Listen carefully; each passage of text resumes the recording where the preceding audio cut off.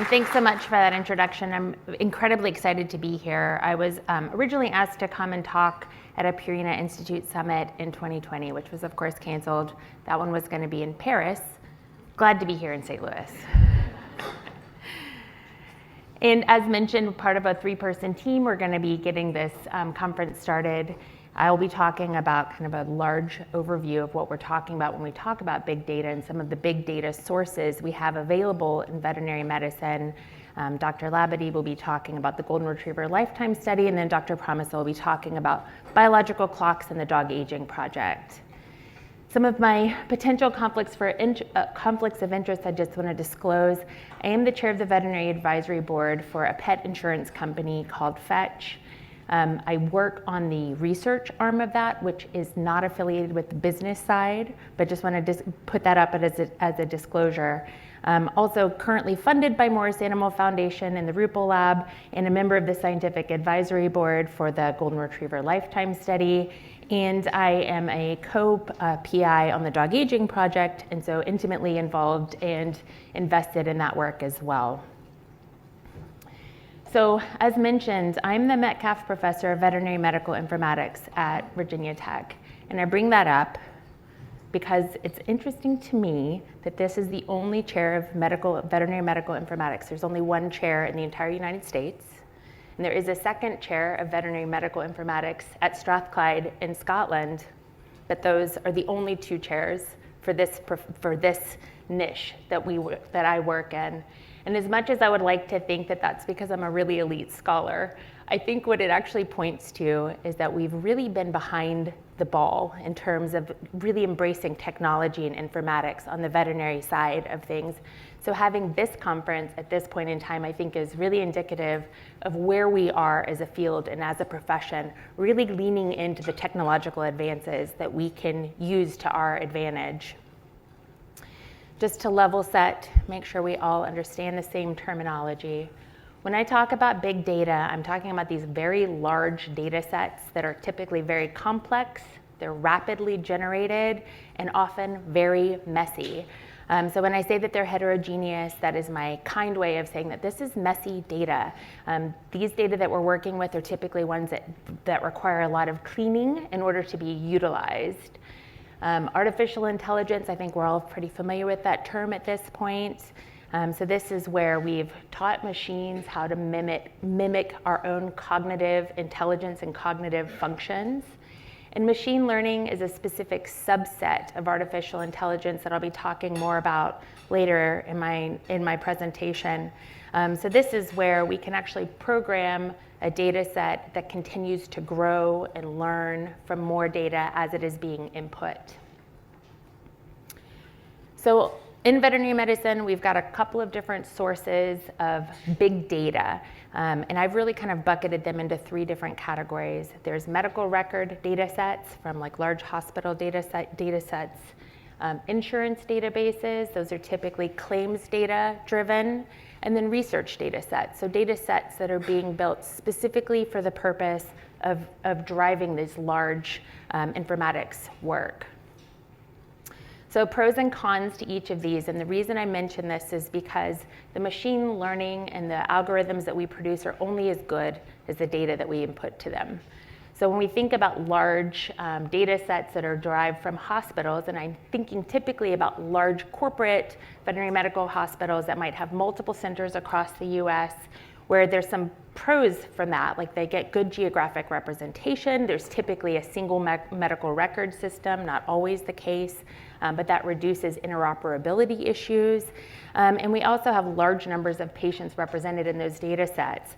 However, getting access to those data sets can be very complicated and challenging. It's typically considered proprietary information and they're hard to access. Vet Compass is a large research endeavor that's based out of the Royal Veterinary College, but it is one that is used by slurping up data sets and medical records from lots of different medical practices across the UK. So again, we have large numbers of patients available in those data sets, but again, we have problems with accessing data. See a pattern here. Veterinary Medical Database, how many of you have heard of that one? It's an antiquated, there's a couple of you. So this actually started in 1964 by the National Cancer Institute. It is an antiquated data set. It actually now lives at Virginia Tech. It is no longer being uploaded. We have very limited information about the animals that are represented in that, and they're all from tertiary care centers, so all from veterinary teaching hospitals. But it is an interesting historical source of data. And thinking about veterinary insurance data sets, again, these are claims databases, so owners are very motivated to be submitting those to their insurance companies because that's how insurance typically works on a repayment basis. Again, we have large numbers of patients' information. We've got really detailed information about the owners and also the diagnoses and the outcomes from those diagnoses. And we have really good and reliable geographic information due to billing records. However, these are secondary data sources that are utilized, and diagnostic coding actually can decrease the data completeness. And again, we have access issues in terms of getting access to these data. It is typically proprietary. Those flags are representative of a couple of different places, Sweden, the UK, and the US, where we do have instances of insurance companies utilizing their records to publish morbidity and mortality information in veterinary patients. And then, of course, research data sets, which we'll be hearing more about, Golden Retriever Lifetime Study in a little bit, but also Dog's Life is another study that is being conducted in the UK. Both of those are single breed data sets. So Golden Retrievers, obviously, for the girls study, and then Labrador Retrievers for the Dog's Life study. And that's as compared to the Dog Aging Project, which is an all breed, all age project that now has over 50,000 dogs involved in that one. So that one is, all of these are prospective longitudinal studies. So we're getting information submitted on a prospective basis, which is a real strength of these. But obviously, there's limitations to each of them as well, not the least of which is funding insecurity in the research world currently. So when I talk about machine learning, I just want to take a moment and differentiate machine learning from predictive modeling. And the reason I want to say that is because we have done predictive modeling in veterinary medicine forever, right? This is our typical epidemiologic risk factor analysis, is relying upon predictive modeling. And predictive modeling is something that we typically use retrospectively collected data. We are focused on a single outcome of interest, so we typically are looking for risk factors for X disease outcome within a certain population of animals. Often those animals come from one teaching hospital, like a single population of animals. And our data are really limited by our degrees of freedom, which I won't talk about, because I know nobody likes math this early in the morning. But just to kind of compare and contrast predictive modeling from machine learning. Predictive modeling is rooted in statistics. It's a statistical technique, whereas machine learning is really rooted in computer science. And predictive modeling is about using detection theory in order to guess or to calculate probability, so the odds ratio, odds of developing something. Whereas machine learning is, again, that adaptive technique that learns as it goes and gets better the more data is input. And from this point forward, I'm going to really talk specifically about a machine learning algorithm that I developed in conjunction with partners of mine in Germany, a group called SpryFox, and also this Fetch Forward Insights team. Now, to lean on this, how heavily derived this technology part of it is, that slide on the left is just showing the number of applications that we have for different patents. And on the right, you'll see we just were awarded a patent on this machine learning algorithm just earlier this month. So truly technologically driven.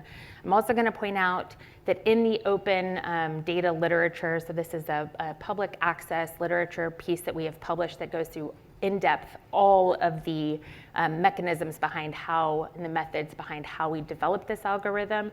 So I'm only going to briefly touch on that in this talk, but this is certainly accessible if you're interested in how we developed this work. And to be clear, the original intent, the original ask, this comes from veterinary claims information for insurance claims information. And the original ask was, can you use these hundreds of millions of data points that we've collected over 15, 16 years and actually determine and predict the health outcomes and accident rates for pets, specifically in dogs, in order for us to best size insurance rates, so policy costs. And what we really realized was that there was actually a lot more value to be given from this than just the business model. So hence the research arm of this division that now exists. So we used machine learning, developed multiple algorithms using an ensembling method, and we ended up with this area under the curve AUCs of greater than 90% for more than 85 different disease outcomes. And what that means is that our accuracy of prediction is greater than 90% accurate, and as compared to AUCs that have been published using predictive modeling in previous work that are more in the 70 to 80% predictive. So we're pretty accurate in how we can predict things using these data sets. We developed predictions based upon outcomes, so disease outcome or breeds. And then we're also able to look at an individual animal level and really compare that animal to others. A little bit of background when I talk about breeds in this, for breeds that were less popular, we would actually group them together based upon clades. So we genetically grouped them together, really specifically looking for that genetic risk of disease. And then for the outcomes that were rare within this data set, we actually grouped together using a hierarchical grouping based on the veterinary nomenclature. And in order to be able to compare dogs of different sizes at different ages, rather than using the chronological age, we actually used life stage. So we could compare puppies to puppies and geriatric to geriatric, regardless of body size or breed type. And this is one of the tools that we've produced using these data. We call it the Vet Portal because it was meant to be used for a veterinary audience. And you can look at both breed or diseases in this tool. I should put this as a disclosure. I'm using poodles as an example because I have two and I love them. So when you look at the breed, you kind of get some general breed information. But then we got to get to the meat of it. So this tool is able to look at an average poodle located anywhere in the United States and compare it to the average dog that would be, in other words, that regression to the mean. What does an average dog look like within this data set? So that dark blue line is looking at a poodle, whereas the light blue line is looking at the average dog. And what you'll see is that in our data set, poodles tend to have a little bit higher accident or a little bit higher health risk than the average dog, but a really low accident risk. And that might be because they're such couch princesses. We can look at different disease probabilities, and again, that darker line being the poodle and the lighter line being the average dog. And we can see that there are some disease processes that this breed of dog is more apt to develop, and there's some that they're less apt to develop. We can input specific information. This is looking at a middle-aged, mature adult, male poodle living in the state of Virginia. And you can look at where that dog's health risks and accident risks lie at that stage of life in which the dog is actually currently in. You can also look at this from the other direction, looking at disease risk and disease probability based upon breed, which is really important because most of the breed risks probabilities that we understand are done from predictive modeling. And so a lot of what we think we know about breed-related risks, I would posit we don't actually know.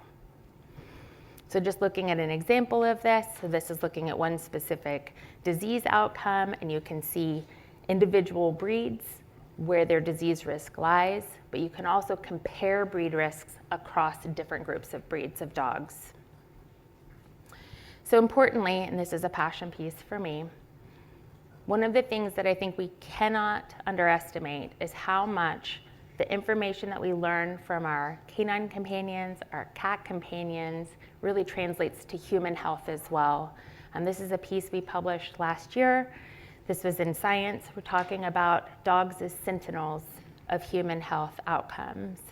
And so taking the same work we've been doing using this algorithm-based medical claims data from dog populations, we've actually now published, just in the last couple of weeks, we've actually validated this and published that we can actually predict human health outcomes in advance of the medical field, the human medical field. So in this example, this is looking at Lyme disease. This is not going to surprise any veterinarian. We can predict incursions of Lyme disease in human populations 2 years in advance by using claims information, medical claims information derived from canine populations. So this is a real One Health surveillance system that we have, a tool at our hands, and something that really benefits both dog populations and human populations as well. So that's it for my section. I'm going to be handing this off now to Dr. Labadie to talk about the Golden Retriever Lifetime Study.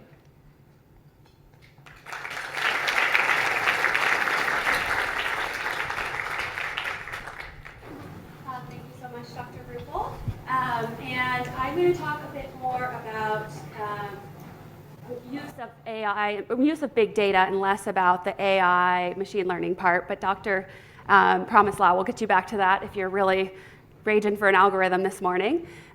So for those of you who aren't familiar with the Golden Retriever Lifetime Study, the goal of this study was to enroll a large cohort of Golden Retrievers, over 3,000 to be exact, over their lifetime, and follow them throughout their entire lifetime to determine cancer incidence, environmental, lifestyle, and nutritional risk factors for cancer, and then also other important diseases. And then establishing an extensive biorepository and data repository for use for other researchers. So at the outside of this study, we had 4 primary cancers of interest that we knew were common in Golden Retrievers. So hemangiosarcoma, lymphoma, osteosarcoma, and mast cell tumors. But we're also interested in all the other diseases that Golden Retrievers get, and we call those secondary endpoints. So hypothyroidism, very common, we know, allergies, hip dysplasia, those kind of things. So we enrolled dogs from 2012 through 2015, and dogs had to be 6 months to 3 years of age at the start of the study and have no life-limiting diseases. And we stratified by 5 geographic regions in the United States, sex and spay-neuter status. And every year, these participants undergo comprehensive questionnaires and testing. So we have an annual owner questionnaire that they complete that owners say takes about an hour and a glass of wine to complete. They answer all these questions about their lifestyle, diet, behavior, how old their pipes are in their homes. I wouldn't even know how to answer half these questions. Then they go in to their veterinarian and have a study visit where they get a full physical exam and they get a bunch of samples taken to send to our biorepository. And then the veterinarian completes a questionnaire where they put in all the information that they found on their physical exam, any medications the dogs had, vaccinations, diagnoses. We also get additional questionnaires when a dog is diagnosed with a malignancy or when they pass away.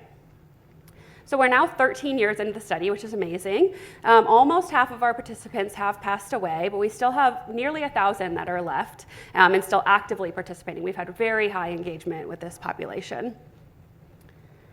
So the core samples that are obtained every year in this study are whole blood, serum, urine, feces, hair, and nails. And so those are all shipped overnight to our biorepository and then aliquoted and stored for future research. And then we have another aliquot that's sent to our diagnostic lab for annual testing, like heartworm testing, CBC, chemistry, et cetera.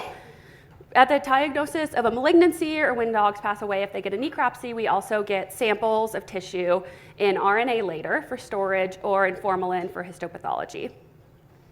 So needless to say, we have a lot of data. So just the questionnaires alone is over 75 million data points.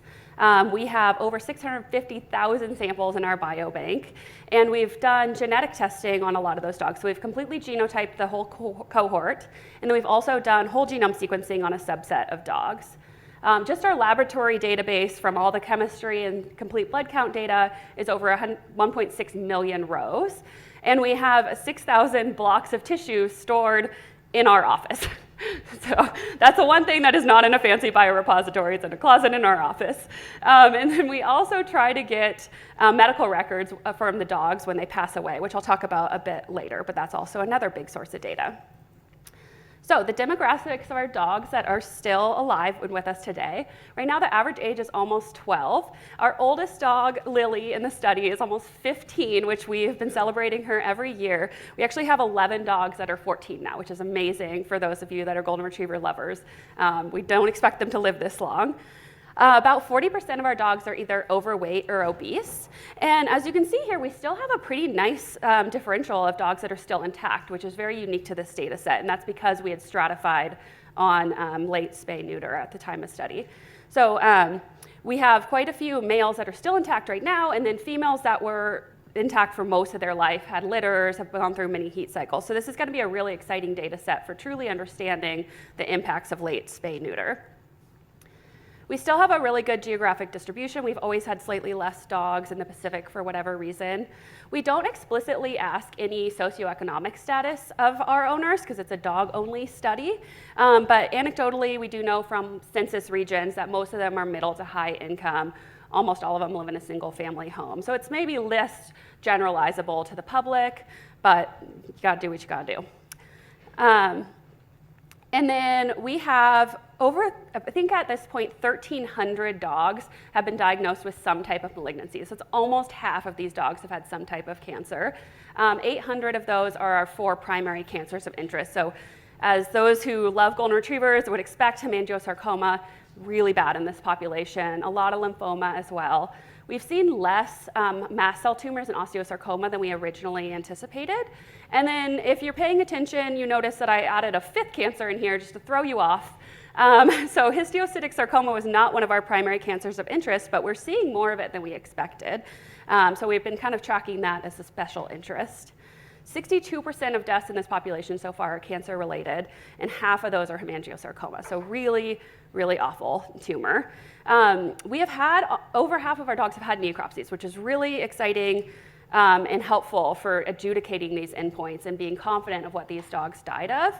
And specifically for the dogs that have had sort of a more rapid decline. So as we know with golden retrievers, they come in with a hemoabdomen and a large tumor. We just kind of assume it's hemangiosarcoma and it's going to be bad. And so a lot of people euthanize at that point. So we've been able to validate that in many cases. In some other cases, we've actually found different tumors like histiocytic sarcoma. So this might ultimately help us change what our differential list is when we see dogs that present that way. So where are we at in using all of this data and answering our study aims? So this is a graph of the cumulative cancer incidence by age. So what's interesting here is you see that lymphoma was actually more common in the younger dogs at less than 8 years of age. And then at 8 years, hemangio just took off and has remained really high since then. I do think it's maybe starting to tail off in my optimistic thing. So I think if your golden lives to 12, it maybe won't die of hemangio, but still just vastly the most common and deadly in this group. So the Golden Retriever Lifetime Study offers a lot of resources for evaluating environmental and lifestyle risk factors for cancer, from our detailed questionnaire data to the samples that we have, to being able to overlay our geographic data of where these dogs live with publicly available data sets. So Dr. Lauren Trepanier at University of Wisconsin has used this data for a lot of projects, and this is her graduate student, Ashley Tyndall, who will be defending in 2 months. So Ashley's most recent project that just got published was looking at herbicide levels in the urine of these dogs. So they compared urine of dogs with lymphoma to healthy matched controls at the time of diagnosis and then 1 year prior.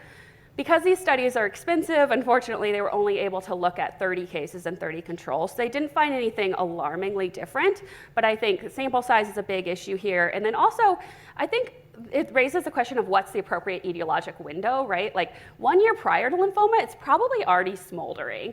And so maybe we need to be looking further back in time, which is what's so wonderful about this data set is we have all the way back in time. So hopefully we can get some more funding to do that.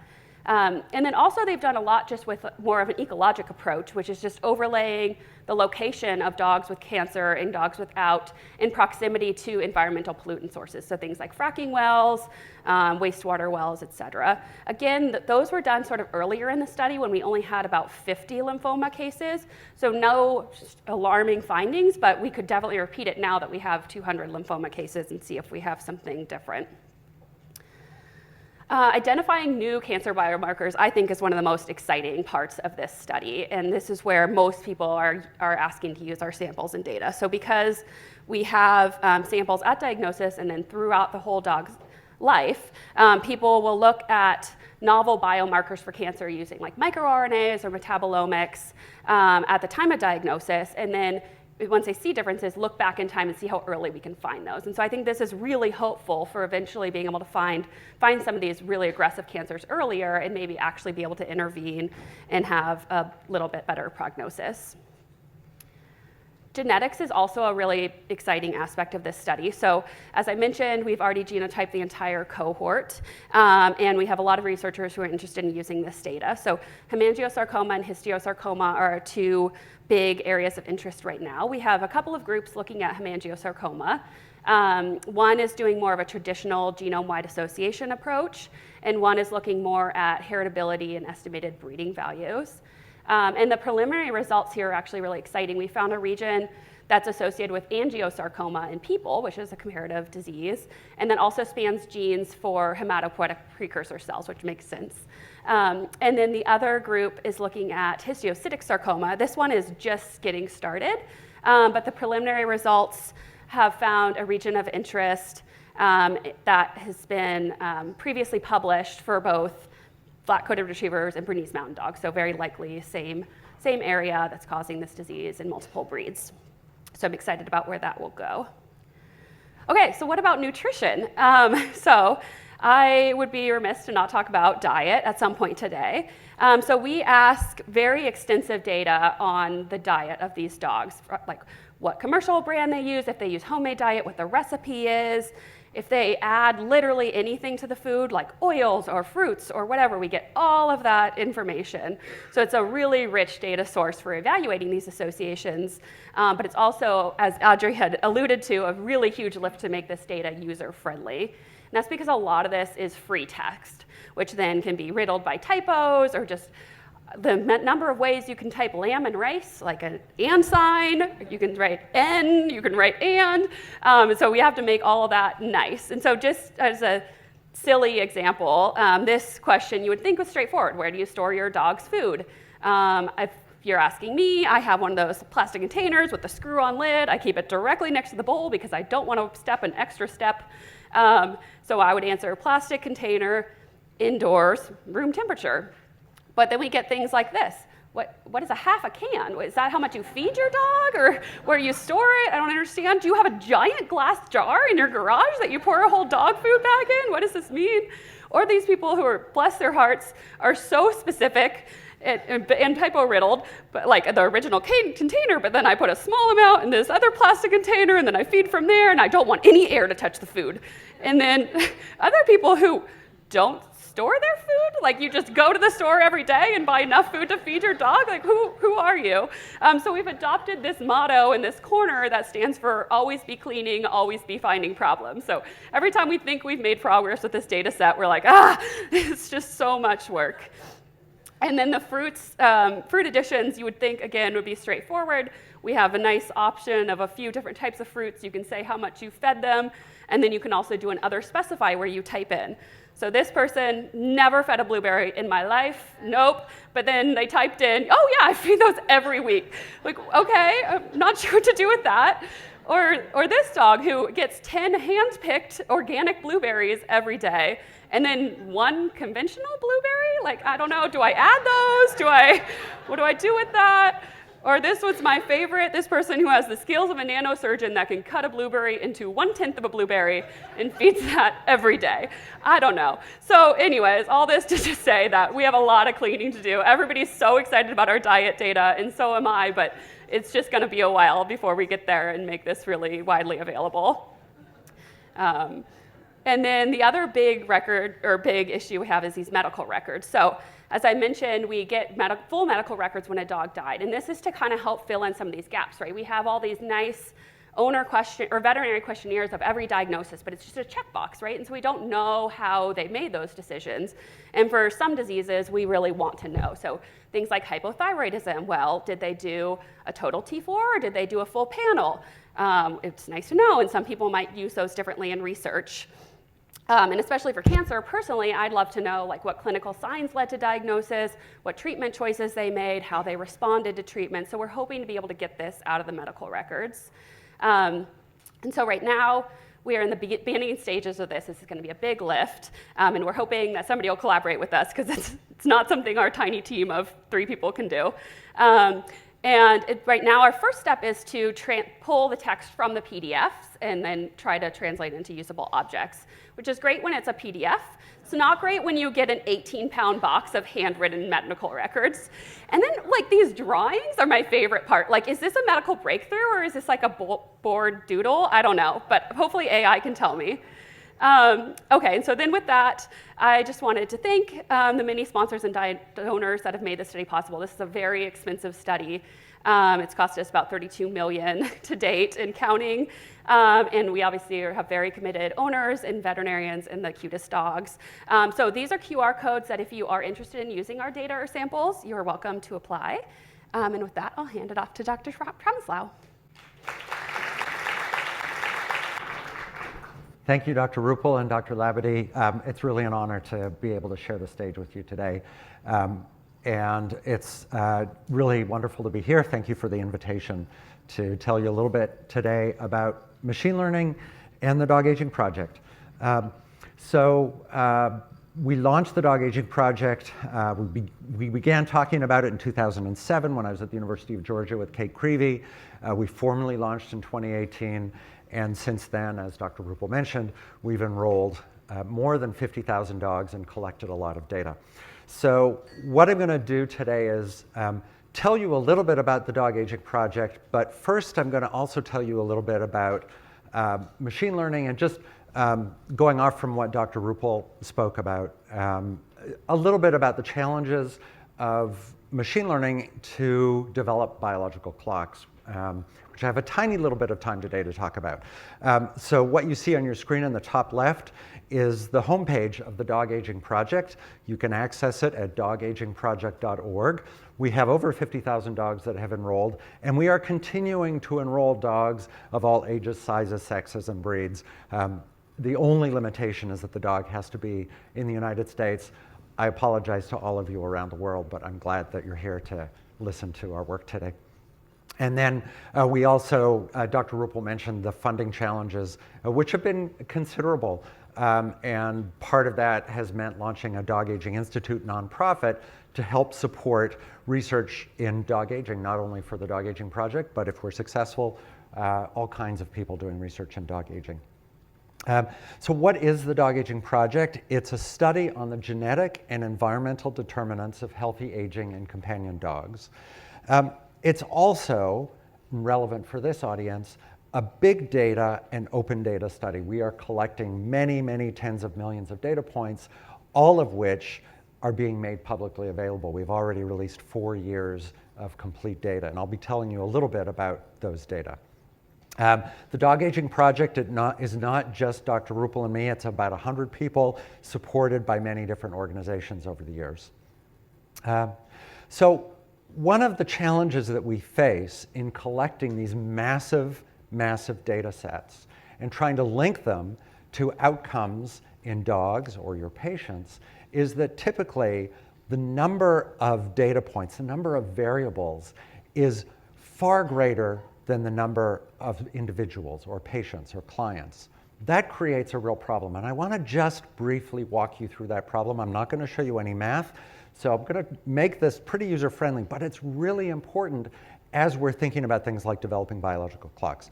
So just to illustrate, let's talk about the relationship between lifespan and size, which is a powerful relationship. As all of you know, large breed dogs on average are much shorter lived than small breed dogs. So that's illustrated in this graph here, lifespan on the y-axis versus size on the x-axis.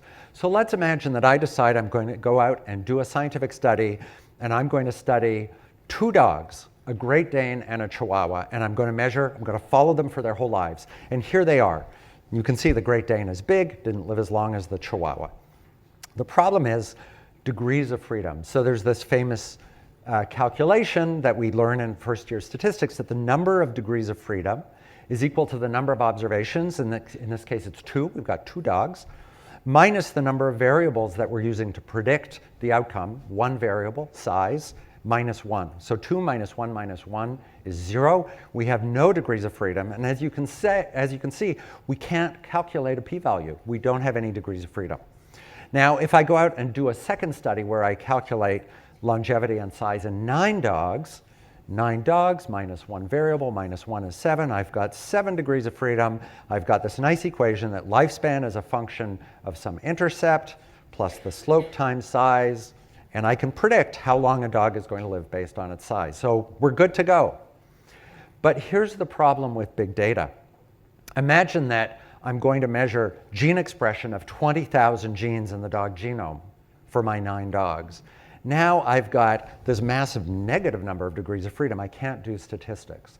And here's where machine learning comes in. And so machine learning, one important thing that it's doing is solving this problem that we now have because of technology. Because of the technologies that we're going to hear about over the next 2 days, we can calculate thousands of predictor variables to explain maybe hundreds of dogs. That's a problem. So how do we solve it? One way is this approach called penalized regression. There are a few different flavors: lasso regression, ridge regression, elastic net models. The details don't matter. What's important is that there are ways of trimming down all those variables such that we kind of don't have to worry about 20,000 variables. Maybe we're just worrying about a couple dozen variables that really matter, and in a way that we don't run into this problem of overfitting. So let me give you an example of made-up data here on the left, where that really began around 2013 when 2 papers came out measuring the methylome. So as you know, across the genome, we've got A's and T's and G's and C's. Those C's can be either methylated or unmethylated. And for each C in the genome, many of them change their methylation status gradually over time. And as we measure thousands of those cytosines, those Cs, over time, and whether they're methylated or not, within each individual, we can use that to predict how old that individual is because of those gradual changes. And using a machine learning approach, from that prediction, we can predict how old someone is.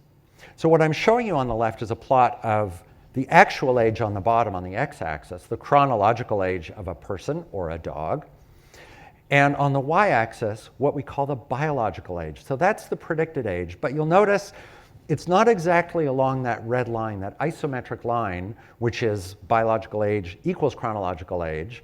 If they're the same, then the points are going to be right on the line.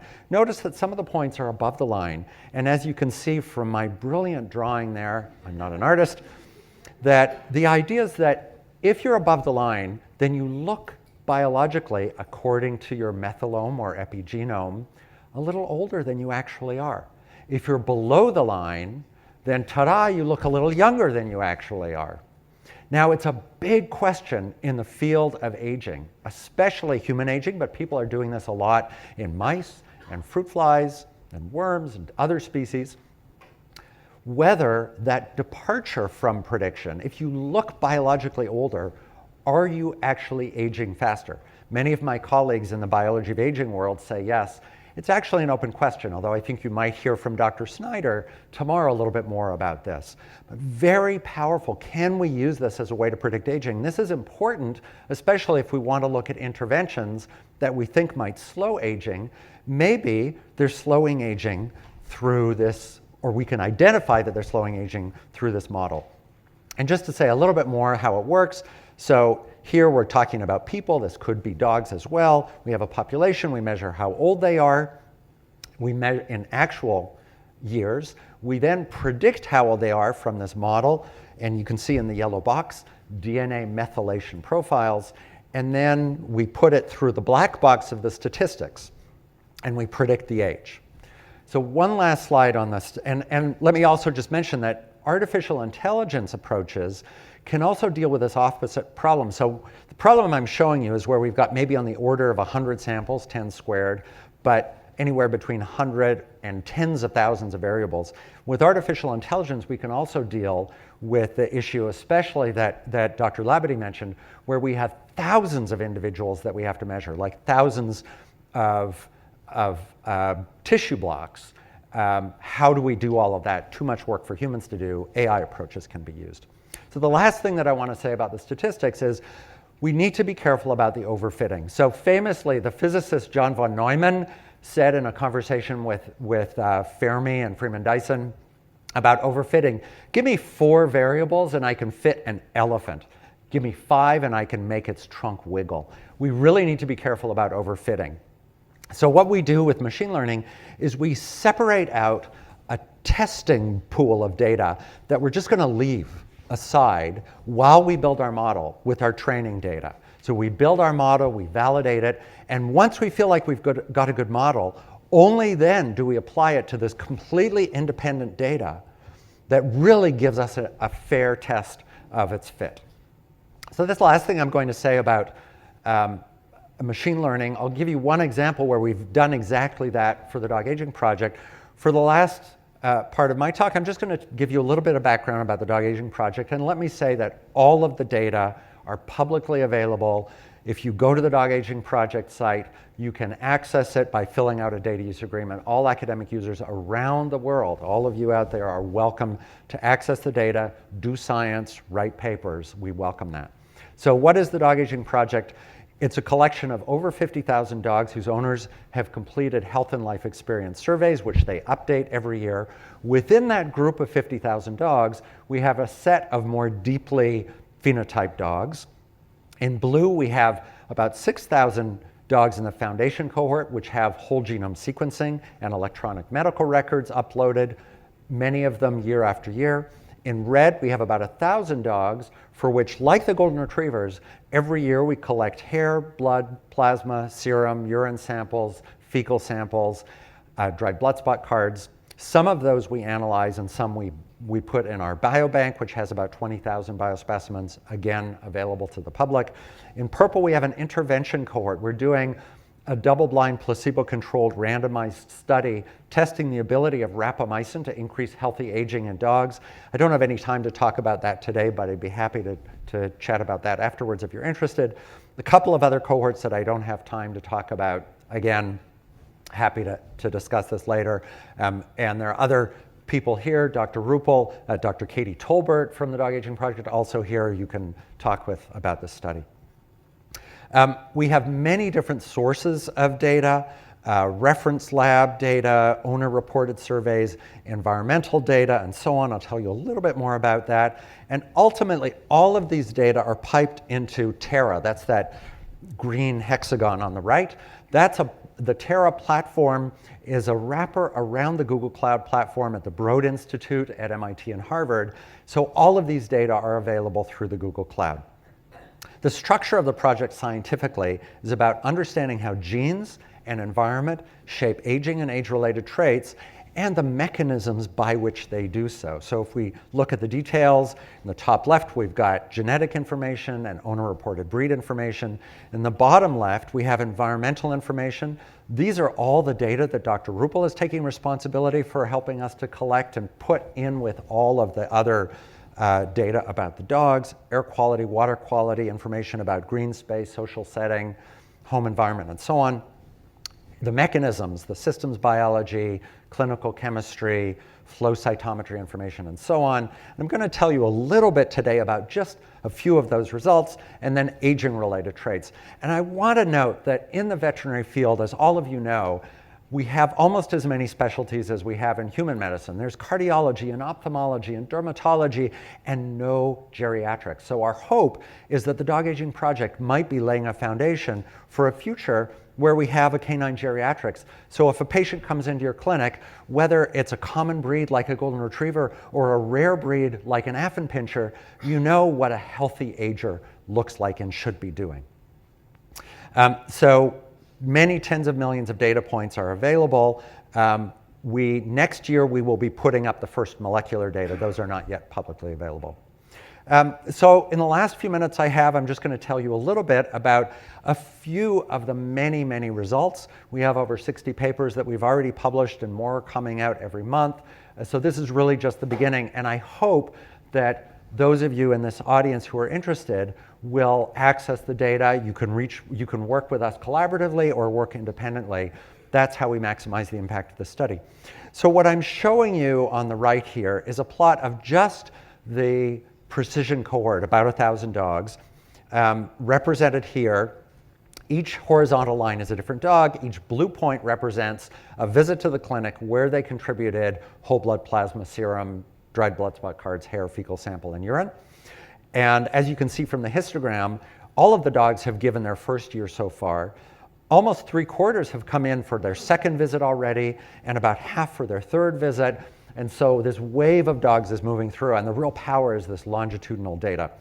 So just to give you a little bit of a flavor, just scratching the surface of the diverse kinds of things we're looking at. So working with Dr. Ann Avery at Colorado State, she's doing flow cytometry on all the samples, and we're able to verify some things that are well known in the human space. For example, CD1 positive B cells decline with age, but also some interesting new findings, like what I'm showing you here is side scatter on CD4 T cells. So the cell complexity, or what is sometimes called granularity, is increasing with age. We're really excited to dig deep and understand, well, what does it mean if a dog is increasing in its cell granularity or complexity faster or slower than you would expect by chance? We're looking at the fecal microbiome. And in the middle, you can see that diversity of the microbiome within dogs declines with age, but between dogs, we see increasing diversity. This recapitulates findings that we see in human studies as well. We've developed epigenetic clocks. This is an already published version that came out of my lab in collaboration with Noah Snyder-Mackler at Arizona State from Kelly Jin, a former graduate student. This was just a pilot study of 100 dogs. We now have a couple of papers on bioRxiv that you can access from Dr. Snyder-Mackler's lab, looking at epigenetic patterns in 1,000 dogs almost, and some really cool findings there. I encourage you to look at his bioRxiv papers.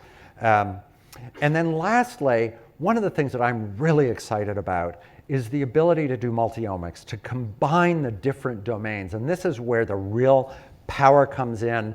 I know that you're going to hear a little bit about the kind of things that people can do with multi-omic modeling over the next 2 days. And I just want to give you one tiny little example where we're working closely with Dr. Eleanor Carlson and her group at UMass Medical Center. You saw a picture of Francis Chen earlier, who's part of that group, and the Broad Institute, combining genetics and metabolomics. Turns out that when we do genome-wide association studies on the metabolome, we find genes that explain a huge amount of the variance compared to typical complex traits like behavioral traits. So on the left, I'm showing you 4 genes that are associated with 4 different metabolites. What they are doesn't matter, other than to say they are acetylated amino acids. We think they're a product of muscle breakdown that happens as dogs age. Interestingly, the 4 genes associated with these post-translationally modified amino acids are all solute carriers involved in kidney function. And intriguingly, on the bottom, this N-acetylalanine that's modified by an allele at ACY1. So this ACY1 gene modifies how much acetylated alanine we see in the bloodstream of these dogs.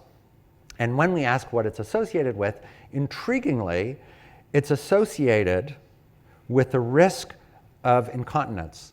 And this is intriguing to me when I speak with veterinarians. Typically, they'll say that incontinence is categorized as a musculoskeletal problem. It's not a kidney problem. And yet we're finding an association between a gene that we think is actually involved in kidney function and pulling these amino acids, putting them back into the bloodstream. So this just opens up a question and some interesting testable hypotheses. One of the powers of the Dog Aging Project as a longitudinal study is to test hypotheses and to find both environmental and genetic causal factors of future health, but also in a case like this, to generate new hypotheses that you and your trainees can go out and test. With that, I want to thank my colleagues again, and the audience here in the room in St. Louis, and all of you around the world for your attention. And I think we move to questions. Okay. We will be taking questions via Slido, and if you'd like to ask your questions the old-fashioned way, you're welcome to go to a microphone. Just speak clearly, and we'll take your questions that way too. So first of all, I found this incredibly exciting, right? My dog is a member of the pack. He passed away last March, but for his entire life since it came out, he was a member of the pack, and as a pet parent, that gave me great joy to know I was helping others. So one of the questions we're getting repeated is, what about cats? I'm happy to take that question, or at least start with it. So historically speaking, people haven't taken their cats to the vets as often as they have their dogs. But I think we're seeing that change. I think that really when you look back 20 years ago and how frequently people were taking their dogs to the vet, like we've seen this increase that's happening. I think that we're seeing it more and more happen with cats. I will say there was a question that I saw on the Slido specifically about the vet portal, about making that for cats. We thought about it. Guess what breed is listed for 99% of cats in our database? Domestic short hair. So it's really hard to differentiate cats when we list them all the same. So yeah, I think that there is room for cat studies. I don't think we're there yet, but I think that that's the next step for us, is really collecting more data on cats. I think as cats are becoming more integrated into households and becoming more family member-like, I think that we'll be taken more to veterinary visits and have more data associated with them. I think it's also important to note that there's good evidence that cats in some ways are better models than dogs for some environmental exposures and some health outcomes, like mammary cancers, for instance. So I think that there's a lot of space for cats to be integrated into this space, but no, not yet. I'll just add one other thing, and that is that what makes the dog an incredible species is that it's the most phenotypically variable mammal on the planet. And it shares our environment, as Dr. Ruple's work shows so beautifully. And so that variation is a tremendous opportunity for us to understand and explain in a way that we don't have in just about any other species. And while this is, let's call it a veterinary forward audience, I think we also, as people working in the veterinary space, have a tremendous opportunity working with dogs to make discoveries that are translatable to human health. And even if we're not working on human health, it's an opportunity to convince the whole world of an additional value of working with this phenotypically incredibly diverse species. I will also add, we mentioned Eleanor Carlson at the Broad Institute. She is launching a cat project, more focused on genetics and sort of community science. But I was at a conference last year where she announced that she's a big cat person. So hopefully we'll be getting some more cat work out there soon. And for those of you who are listening from the UK, there is actually a cat aging study. I believe it's in Bristol in the UK. Oh, nice. Fantastic. All right. One of our learners would like to know, are you partnering with Embark or Wisdom Panel? You know, the genetic testing companies. Yeah. So with the dog aging project, and actually I think also in part with the Golden Retriever Lifetime Study, we've been working closely with Dr. Eleanor Carlson, who is a co-PI on the dog aging project. And the sequencing that we do allows us to define exactly the breed ancestry, and with the work that Dr. Carlson's group and also Dr. Akey at Princeton University are doing to associate genetic variation with amino acids, for example, and health. So we have that information. What we aren't doing, although many people have asked us, is, you know, if someone has used the Wisdom Panel or the Embark panel to genotype their dog, can they give us the data for us to use? And the answer is no, because they don't actually work together like that, much as I wish they did. They're different kinds of data. We're doing whole genome sequencing, and they tend to do genotyping with chips. So in that sense, we haven't been collaborating directly with them. But I think I don't know about GRLS. We had the overlap problem as well. You know, we're also spoiled that we have purebred dogs, so we don't need the Embark part to know the ancestry. But we have talked about collaborating for other ways. And I think our data does overlap with Embark's chip, but not with Wisdom's. So potential's there. Go ahead. Oh, thank you for your presentation. That was great. As a nutritionist working in practice, it can be very challenging to get accurate nutritional histories. Even, you know, going back a month ago, if they've been changing the food a lot. How will you deal with some of the ideas around recall bias with collecting that data, once a year, and potentially the fact that the owners may be giving you what they think you want to hear, like the wild organic blueberries, for example. But only 10 of them. But only 10, exactly 10. We have owners that count blueberries too. It's a real thing, yeah. So I'll take that question. So part of the work that we're doing within Dog Aging Project is really validating how we're doing this data collection. In conjunction with Dr. Katie Tolbert, who's here in the audience, we actually developed a survey to collect diet and nutrition information from our population of dogs within the Dog Aging Project. And then within the last year, in conjunction with a PhD candidate in my lab, Dr. Janice O'Brien, watch for her, she's an up-and-comer, we actually did a food frequency questionnaire, so a similar validation measure that's used in human populations.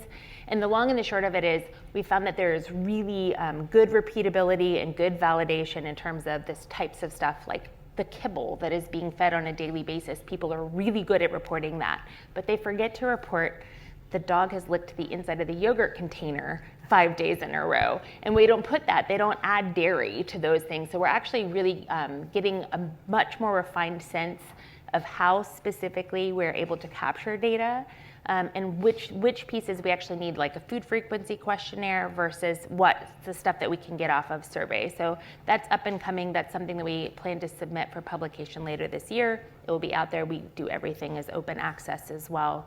So that will be out there in the literature shortly. Thank you.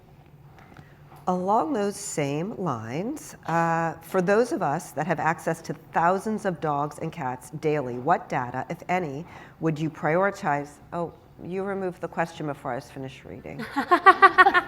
Basically, the learner wants to know, as they're collecting, especially nutrition data, but data in general on their patients, right, every 15 minutes as they see cases, what are you prioritizing that they should collect? Data, exercise, and environment. Those would be the three that I would prioritize. Diet, exercise, and environment. I think that those are the pieces that I would highly prioritize. We're actually really good, and this is something else that we've studied and we're publishing. People are really good at knowing what breed of dog they have, even if it's a rescued dog or an adopted dog. We're actually pretty good at identifying what breed we have. But we don't have a lot of information, so we can get a lot of that genetic information using breed as a surrogate for that. But the piece that's missing, especially from electronic medical record data, is around what are they eating, how much exercise are they getting, and what kind of an environment are they living in, what are their exposures. Excellent. Go ahead. Yeah, thanks again for the presentations, and it's great to see that so much data is generated, and we want robust data. I want to elaborate a bit more on data analysis, because we are looking at correlations, we try to find cause-consequence, but yeah, it also largely depends if you have large data sets. There's a lot of interrelations that we often overlook. So we oversimplify, we want to find an answer to a question, so we tend to find the right answer. Like you said, I can make an elephant wiggle its tail. So I think there's another important challenge with big data is big data analysis and looking at that. What are your opinions on that? I think that's really true, and as all three of us tried to underscore, there's enormous power in longitudinal studies that allow us to track patterns that we're seeing in individual dogs over time.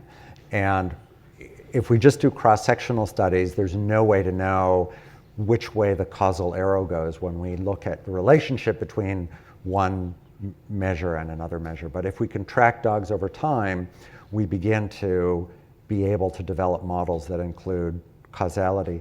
The other thing that I think is beginning to happen is that where we have multiple data sets, as Dr. Ruple described, all those different data sets, we can begin to work with each other and try and validate, for example, in the FETCH data or the Golden Retriever lifetime study data, an initial finding from the Dog Aging Project, for example. And I think there are real challenges, but also as long as we're aware of exactly the problems that you laid out, we can also be thinking not only about how not to oversell what we're finding, but also then to how to work with others to collaborate and validate.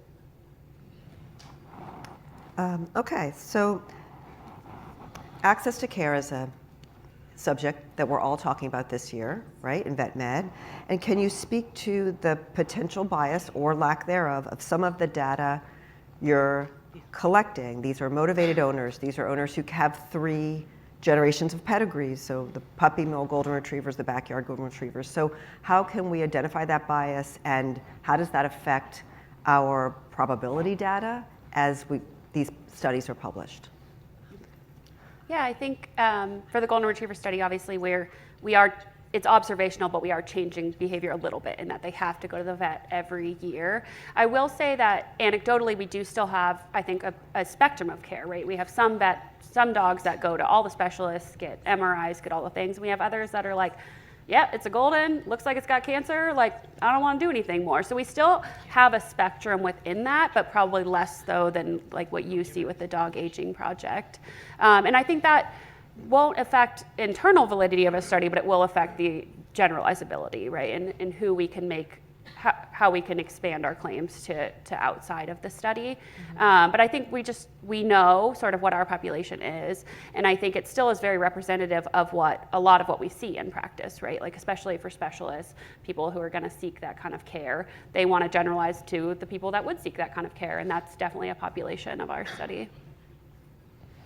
I'll just add to that. Looking at the dog aging project population, we do collect demographic information on those dog owners, and we have a largely wealthy, educated, white population of dog owners, and that absolutely has impacted the types of access to care and just the ability to seek care, for sure.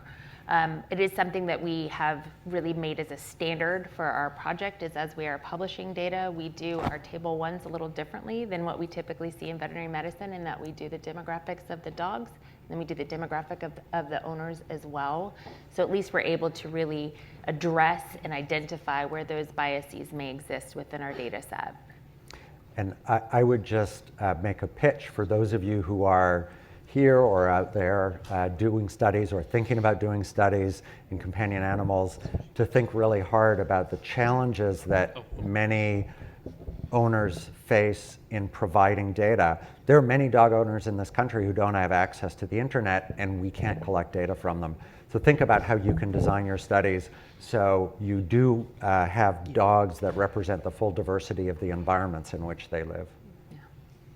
Fantastic. And our last question is going to come from Dr. Gagne. Hi, good morning, everybody. Thank you all for your excellent presentations. Really appreciate how they weave together and some excellent informative information, so thank you. My question is specifically for Dr. Labadie with the Golden Retriever Lifetime Study. So there is first off, thank you for initiating and for the team for initiating such an excellent study. It's been going on for a number of years, obviously, given the nature that it is a lifetime study. When do you think, in the spirit of transparency, when do you think that we would start to see some publications coming out of that study? Yeah, we already have quite a few. We actually have 3 just from this calendar year so far that have already come out. Excellent. And 3 that are under review. So we're really getting there. I think there's been sort of a lag specifically around the cancer publications, right? Because we're waiting to get enough to have statistical power. We're definitely there for hemangio, as you saw. So yes. I'm really excited to start getting some of that out there. But there's already publications kind of on other things that we didn't expect, right? We've had quite a few on like antibiotic use and regional differences in that. And then now the genetics papers, I think, are kind of on the cusp of coming out. So yeah, they're coming. All right, well, Yeah. very exciting. Thank you very much. Thank you. Okay, we actually have 1 minute, so I will give you one more question.